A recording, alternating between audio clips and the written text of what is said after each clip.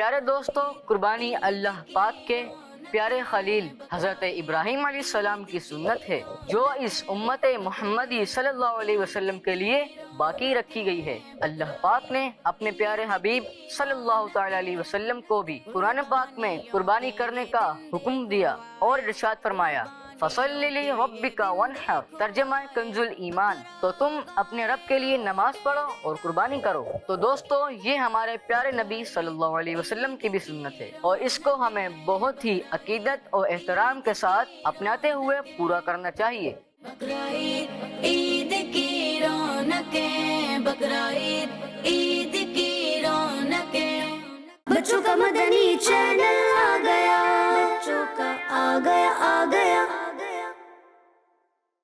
حدیث پاک میں ہے جس نے خوش دلی کے ساتھ ثواب کی نیت سے قربانی کی تو وہ قربانی اس کے لیے جہنم کی آگ سے روک بن جائے گی۔ سبحان اللہ۔ اللہ پاک اس سال قربانی کرنے والوں کی قربانی کو قبول فرمائے اور سب کو خوش دلی کے ساتھ صرف اللہ پاک کی رضا حاصل کرنے کے لیے قربانی کرنے کی توفیق عطا فرمائے، آمین۔ بقرعید عید کی رونقیں، بقرعید عید کی رونقیں، بچوں کا مدنی چینل آ گیا، بچوں کا آ گیا۔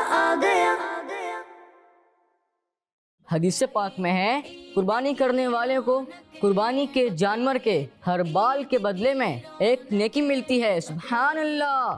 اللہ پاک ہم پر کتنا مہربان ہے کہ ہم کیسے کیسے نیکیاں کما سکتے ہیں، ہمیں اندازہ بھی نہیں ہے۔